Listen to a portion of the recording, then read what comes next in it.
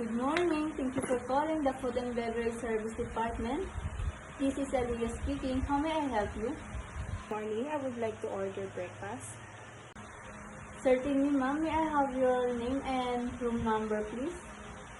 My name is Jackie, room 205. Thank you, Miss Jackie. May I take your order now? Yes, I would like to order one corned beef with garlic rice and egg and one hot coffee.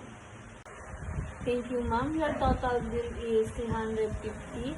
How would you like to settle your bill, cash or charge to room? No, thank you. I just want to order to be delivered fast.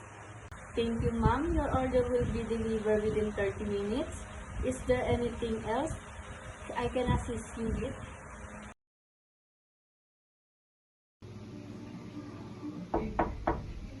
Room service.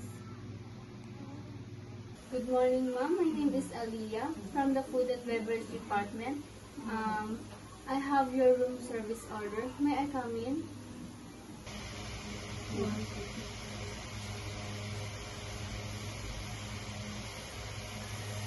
Where you would like me to set up your food, ma'am? Would you like me to use it on the trolley or transfer it to your table? May I open the curtains to brighten the room?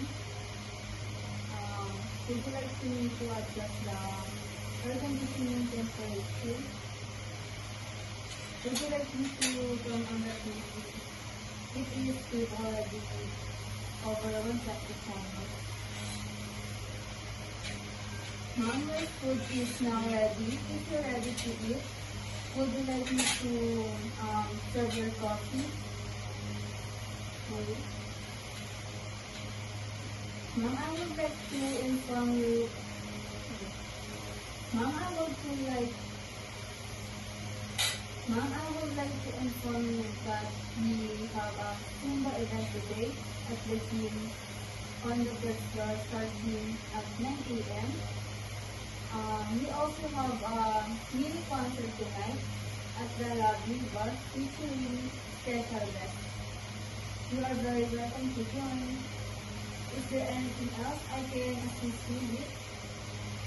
May I present your bill, ma'am? Yes, can you please marry to me? Thank you. I received 1,000 and your total bill is 350 pesos. Here is your change of 650. Kindly sign the acknowledgement receipt, please. Ma'am, I will return after an hour to clear the short recess, or you may call the Food and Beverage Department when you are ready. Thank you very much and enjoy your meal and have a nice wonderful day. Thank you.